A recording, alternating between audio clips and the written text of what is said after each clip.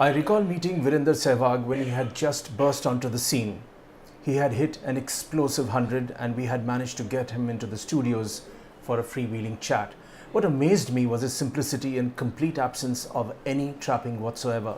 Fact is, he had exceptional talent which the world would notice as the years tick by. I could not help but compare him to the great Viv Richards, whom I had seen hitting 100 at Kotla a few years ago. But unlike the swaggering Viv, our own Viru appeared simple and pegged down to earth. I remember introducing Sehwag to Congress leader Salman Khurshid, who was also there for a chat. Strange it now seems when I told Salman Khurshid that Sehwag was a great talent and a man to watch out for. As the studio chat began, Sehwag opened up. He spoke of how difficult it was to take singles against the South African inner cordon. He said Saurav Ganguly would often say, "Sambhal ke, jaunty khada hai," and he would advise Sehwag to hit fours instead. Did he have any fear of any player? Sehwag said he had no fears but did respect the wishes of his senior partners.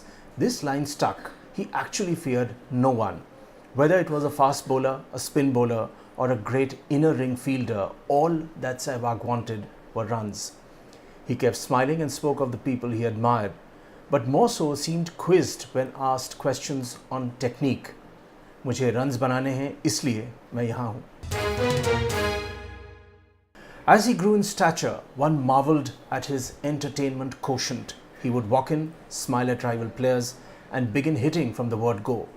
Sehwag in many ways redefined the game. He was an entertainer first, and as the Americans say, he had the power to get ass to seats. People paid to watch him, people travelled to watch him, people marvelled at the sheer audacity of his batting. Probably he introduced a new phrase, hand-eye coordination.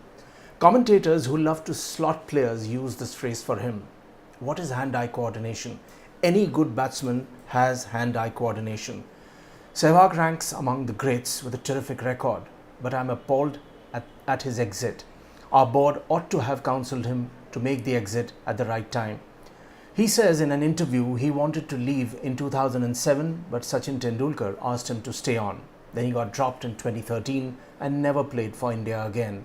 That is such a pity. A great player benched, a great player now coping with bad eyesight and weight issues, sits on the sidelines, plays IPL and flounders even there. We actually lost Sehwag much before 2013, but this futile and long goodbye is such a travesty for a man who entertained, cheered the crowds and could take apart any bowling attack anywhere in the world. His talent was exceptional, audacious and fearless. Let me take you back to the moment when he first came into our studios and spoke so simply of what he thought he could do. That ended with my co-anchor asking him who his favourite singer was. He said, Kishore Kumar. So will you sing something for us? Sehwag sang, जीवन से भरी तेरी आँखें मजबूर करे जीने के लिए.